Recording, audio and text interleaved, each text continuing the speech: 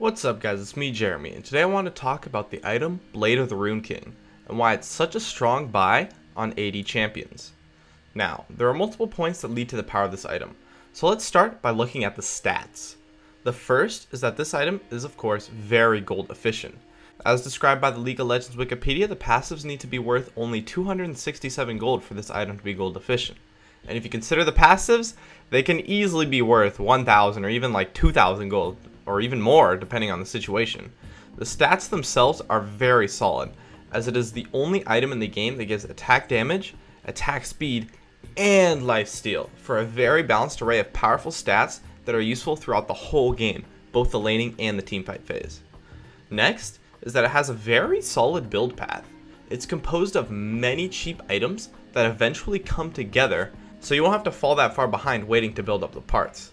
In addition, this makes backing fairly simple, because you don't have to worry about having to afford any major purchases when building this item. Also, the first passive that deals 5% of the target's current HP as physical damage is very strong against HP stacking. This greatly increases your damage against tanky champions, allowing your team to melt down the front line of the opponents. Not to mention that it does help a little with killing minions and other things like Baron and Dragon, but it really is just great at melting tanks.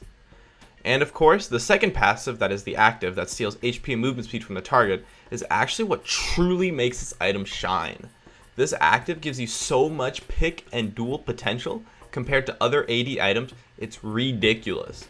This item is a free crowd control ability that can be used to chase, kite, disengage, engage, or simply just for the damage. It's extremely versatile and only has a 60-second cooldown too.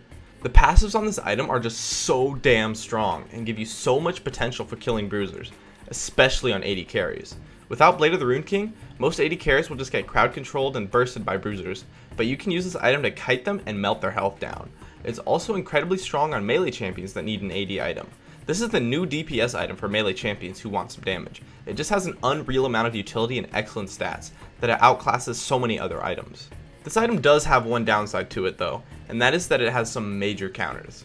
Items like Frozen Heart will destroy Blade of the Rune King due to the massive armor and attack speed slow. But this is not really that big of a deal because people don't really build pure armor items, especially if you consider how much they build health instead, as Blade of the Rune King counters a whole lot more items than it gets countered by. Even though it's probably going to get nerfed in the future, this item will still be very strong due to its gold efficiency and utility that its passives provide. So, that's it for my video on Blade of the Rune King. I'd love it if you could support me with a like or some feedback in the comments, and if you have any questions, you can join me on the North American chat room Gaming Curios, which I'm always in when I go online. Please subscribe for more awesome content in the future if you enjoyed this video, and I would love it if you could follow me on Facebook or Twitter, of which I will have links in the description. As always, thanks for watching, and I'll see you guys next time.